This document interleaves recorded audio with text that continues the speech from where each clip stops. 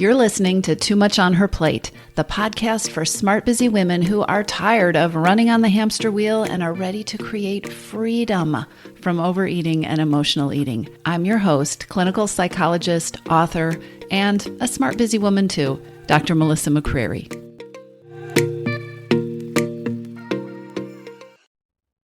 Hey everyone. This week's episode is one that was originally recorded last year. And I'm sharing it again. Why am I sharing it again? Well, I'm bumping it up to the top of the list because this episode addresses questions that I am asked over and over and over again about holiday eating.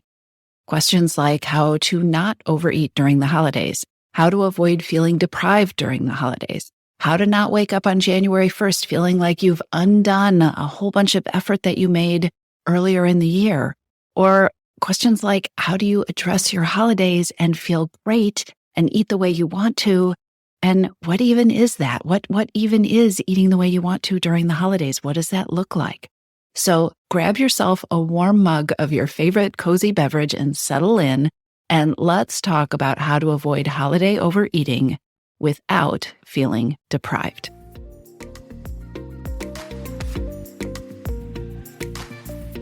As I am recording this episode, we are at the beginning, or I don't know, maybe in the middle of the holiday season, that end of year time that encompasses lots of different holidays, lots of different feelings and emotions and schedule changes and busyness and excitement and also sadness and stress and anxiety for some people and loneliness, right? It's a mixed bag, but the end of the year can be a lot. And I hear from so many people during this time of year that it is an incredible juggling act to do all the things and meet the expectations and figure out how to fit yourself in. So I want to talk about that today. Today, I have for you 10 holiday mistakes that lead to overeating, guilt, and unhappiness. Why am I talking about this? Do you really need to hear about more mistakes this time of year? Well, I think so, because when life gets busy and you start to feel like things are a lot or maybe are getting overwhelmed or stressed, it is so natural to look for ways to be more efficient or to add more ease or to just get the thing done so you can move on, right? And as a clinical psychologist who has been helping women, smart women, with issues related to overwhelm and overload and overeating, and the vicious cycles that can get created with all of these things and lead to all those hidden hungers that lead to more emotional eating and overeating, I see these pitfalls that happen. So if you're listening to this during the holiday season, this is a great time to either learn about these mistakes so you don't make them or remind yourself of them. And if you have found this episode and it's not the holiday season, everything I'm going to talk about is absolutely relevant during times that feel different, busy, or potentially overwhelming, and by different, I mean they're outside of your normal schedule, okay? So here are 10 things you want to be aware of so that you don't fall into the traps. The first mistake I see all the time is starting with a should instead of a vision. Overwhelm, by its nature, it either puts us into reactive mode or we get into overwhelm because we're in reaction mode. We're just reacting to things that feel like they are coming at us. And it is so easy when we are in that headspace to create a to-do list, right? I should do this. I need to do this. I have to do this. And just follow like breadcrumbs, one should after another, which is not rewarding or gratifying and leaves you in reaction mode instead of starting with a vision. And by vision, when we think about the holidays, I always think about where do you want to end up? So how do you want to feel on January 2nd? Or if you've got this big, huge thing happening that is the whole of your holidays or is a major part of your holidays, how do you want to feel when that last guest leaves? Or when you leave, when you're in the car driving home? What is the experience that you want to create? Start with a vision of what you want your holidays to look like and feel like, and what you want yourself to look like and feel like when they're over, instead of starting with a blank piece of paper where you write down a giant list of to-dos that feels overwhelming and exhausting before you even start. Because that right there is a recipe for overeating and emotional eating. Mistake number 2, cutting back on sleep, right? As tempting as it might be, as much as it may seem like, oh, that's the easy button, that's the thing I can give up, sleep is not the place to try to save on time. 7.5 hours, that's the magic number. That is the number of hours of sleep that you almost certainly need to get to function at your best, to think clearly, to have an appetite that is aligned with you. Because guess what? Sleep deprivation screws with our hunger levels. It's not in your head. If you're not getting enough sleep and you feel hungry, that's not something you're imagining. You are biologically setting yourself up to overeat if you're not getting enough sleep, right? You also are not going to be as effective or creative. You're going to have a lower tolerance for stress, which are all things that also contribute to overwhelm and overeating. All right, so get the sleep, 7.5 hours. Number 3, don't make the mistake of crossing yourself out of your schedule. Again, it's so tempting when you're looking at an overly full calendar. It is so tempting to view your own stuff or to tell yourself that your own stuff is expendable and to put yourself last.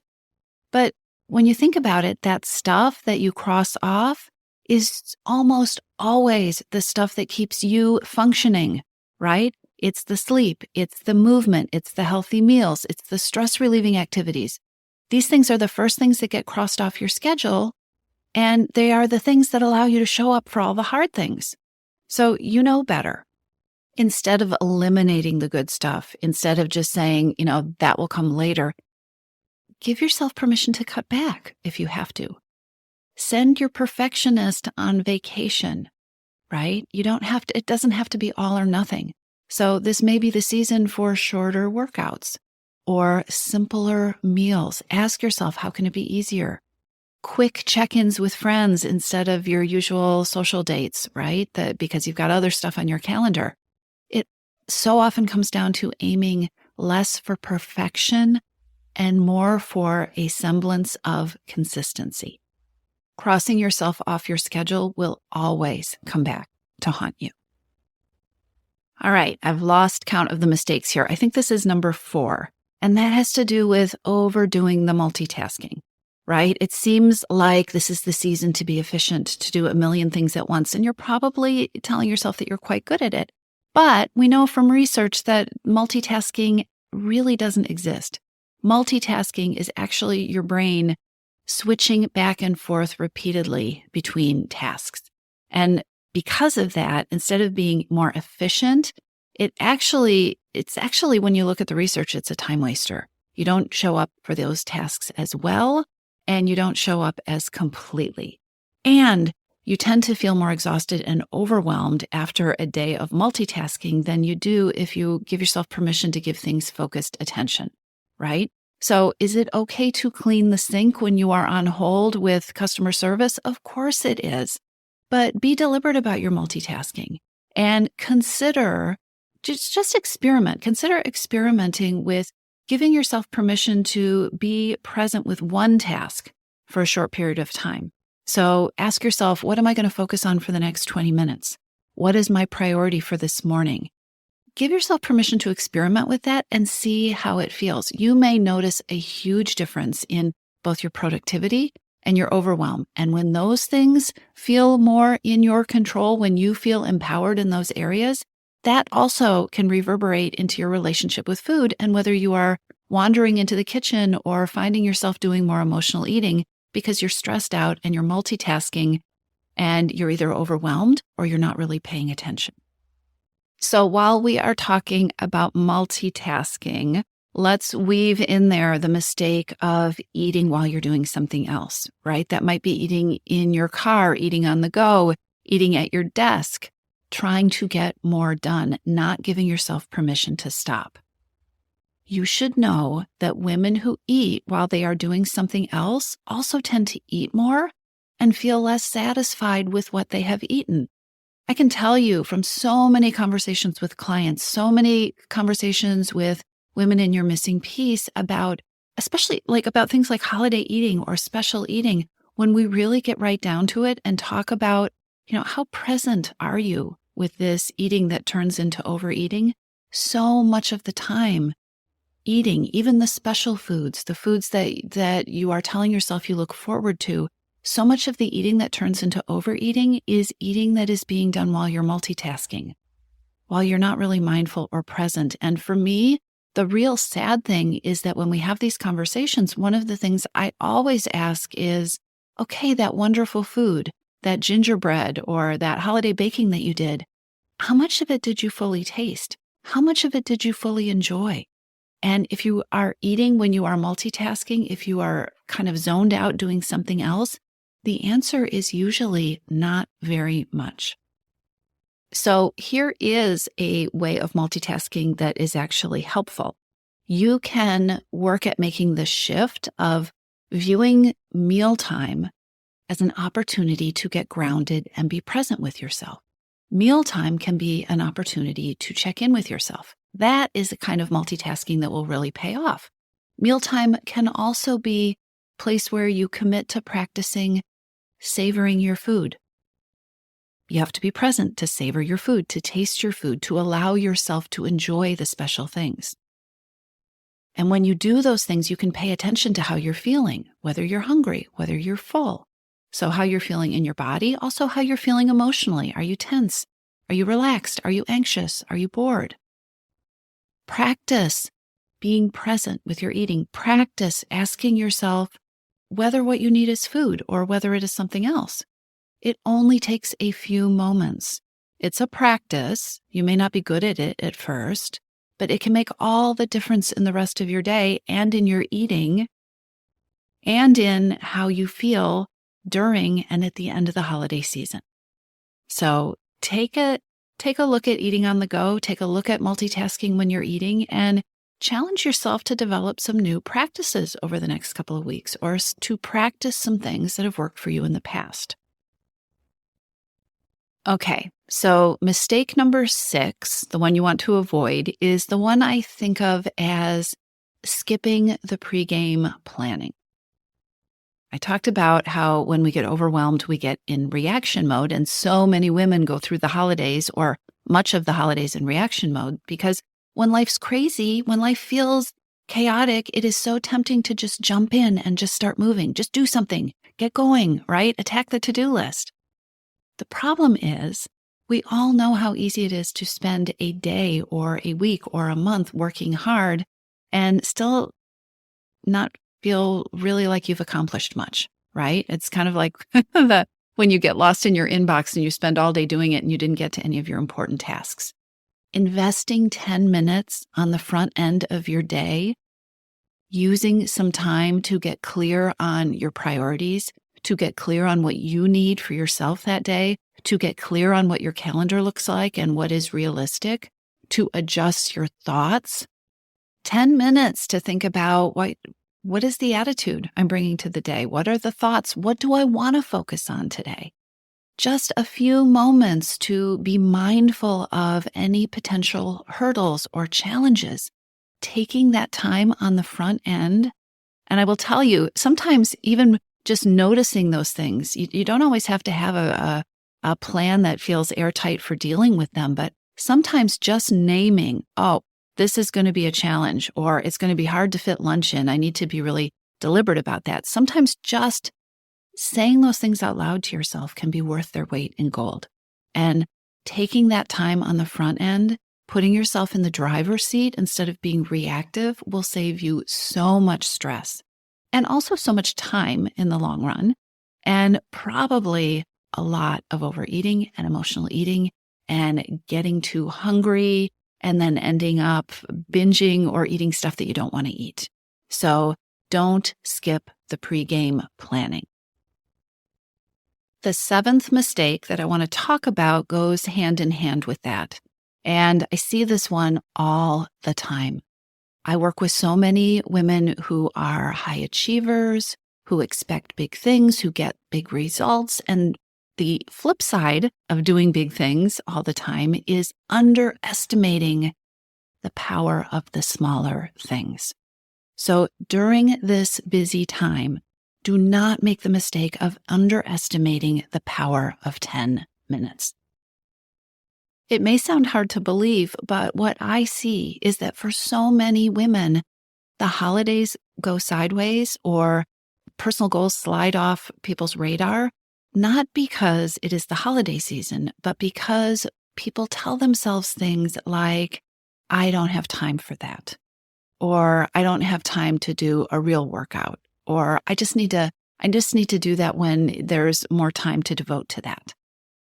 If you go back and listen to these mistakes that I'm talking about, you will notice that so many of the things I am asking you not to skip are things that you can do in small ways.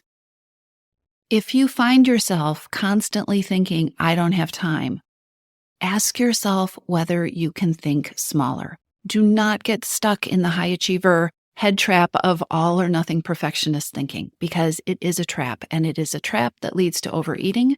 I've talked about that in a number of podcast episodes. I'll link to that in the show notes, but it doesn't have to be all or nothing. It doesn't have to be perfect. Sometimes we just need to show up for ourselves.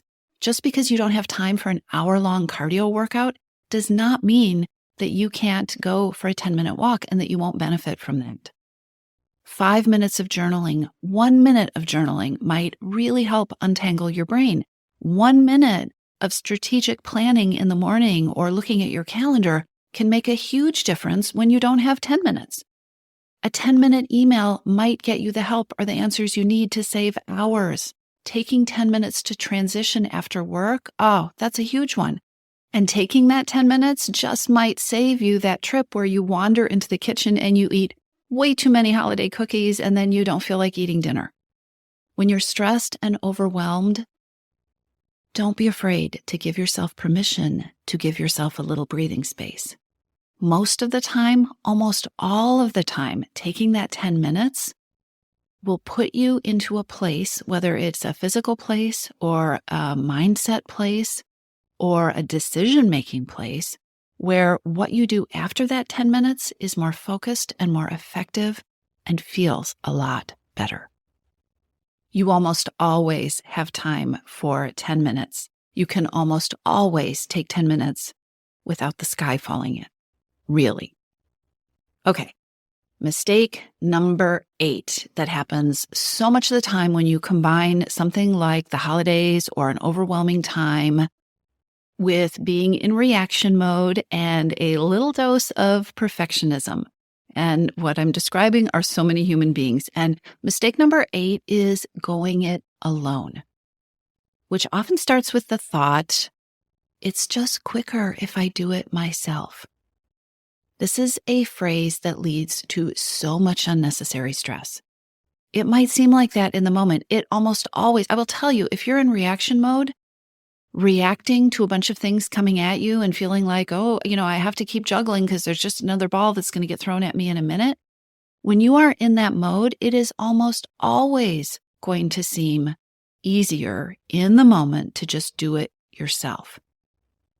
But trying to do everything is just going to either set you up for vicious cycles of overload and overwhelm, or it's going to keep you stuck in them. As long as you are reacting where balls are being thrown at you and you have to catch them, and you're thinking, it's just me, if I don't catch these balls, right? Bad things are going to happen. The cycle never gets broken. And you know what happens when you are in what feels like a never-ending cycle with overwhelm and overload and an endless supply of holiday cookies? It's overeating, right? Break the cycle. Let's break the cycle. Ask for help. Delegate, or don't do it. Ask for help. Be specific. If you can't be specific, then you can also use this magic formula that I just love. Somebody that you feel comfortable with, you can just ask them, is there a way you can help me with this? You might be amazed. I see people amazed all the time with the results they get with that one. Can you do this for me? Is there a way you can help with this? Or how can we divide up this to-do list? How would you like us to divide up this to-do list? These phrases can be golden. All right, mistake number 9, and it has to do with food. This happens all the time during busy times, right? Skipping meals. And skipping meals often starts with thoughts. I don't have time. I don't have time for lunch. I don't have time to think about lunch. I don't have time to stop for breakfast. Setting yourself up with that cycle at the beginning of the day often leads to overeating at the end of the day, eating that feels out of control, coming home so hungry or cranky, maybe you don't even recognize your hunger, that you don't feel like you can make the kind of decisions. You can't make the kind of decisions that you want to make. And if you do come home with superhuman levels of willpower, if you manage to control your eating, at that point in the day, you're likely to feel tired and edgy and headachy and absolutely no fun. So I want to direct you back to the 10-minute idea. Put your perfectionist outside. It might not be about creating the perfect meal right now. It might not be possible or reasonable to do the perfect, and I'm using air quotes, the perfect meal prep. This may be quick, easy, get it done time, right? What can you do in 10 minutes to prepare yourself so you don't skip meals? If you have a list of quick, healthy options, eating doesn't have to take a lot of time.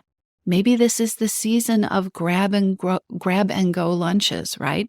Things that you keep in your freezer, or having a list of takeout options that you can get from your office or from your home office that are easy and that fit the bill. If you don't have a list, take those 10 minutes and start making them now. 5 to 10 things that you can grab that keep you feeling fueled and on track. Give yourself permission to not get it perfect. Give yourself permission to keep it simple. Tuna, Greek yogurt, a smoothie, almonds, cheese sticks, pre-made salads with protein, right? Stuff that will stay with you and that isn't going to lead to a blood sugar slump in the afternoon or the evening, but stuff that feeds you and nourishes you so that you can be the person that you want to be instead of powering through trying not to overeat at the end of the day when skipping meals has just predisposed you to want to do that. Don't skip meals. Give yourself that 10 minutes to think about what would work for me, what would be easy, and what would be doable.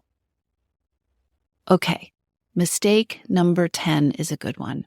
And maybe I should have just started with it, but we need to cover this one. We need to talk about that. Mistake number 10 is what smart high achievers do all the time.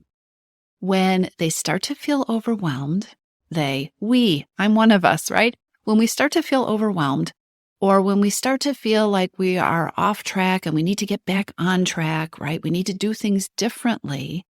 The old deprivation mentality approach, the old diet mentality approach is to blame yourself for being in the place that you are. Blame yourself that stuff hasn't been working and then make this mistake. And the mistake is that the way out of the trap is to work harder. So many smart women spend the holidays telling themselves that things will just work better if they can only work harder. And you may not use the words, I need to work harder. You may use the words, I need to be more disciplined. I need to be more focused. I need to get up earlier. I need to get more organized, right? Telling yourself that the reason stuff is falling through the cracks, the reason you aren't superwoman, is that there is something wrong with you. Telling yourself that the reason you are overeating at the end of the day, or you just ate all the cookies, or you forgot to eat lunch yet again, is that there's something wrong with you and you just need to work harder. This is such a big mistake, and this is one of the major contributors to a vicious cycle that never ends with overwhelm and overload and overeating. Because if you are in a cycle that is not working and you tell yourself to work harder, all you are doing is setting yourself to run faster and faster on a hamster wheel, right? So, my lovely listener, during this holiday season, give yourself permission to work smarter instead of harder. And what is smarter? Smarter is working in a way that is aligned with you. Asking yourself, okay, instead of I need to work harder, well, what is making this hard? Could I make it easier? Could I make it smaller? What if I focused on imperfect consistency instead of these impossible standards that are exhausting me? What could I do less of? How could I show up feeling the way I want to feel on January 2nd? What would it take? What could I do differently?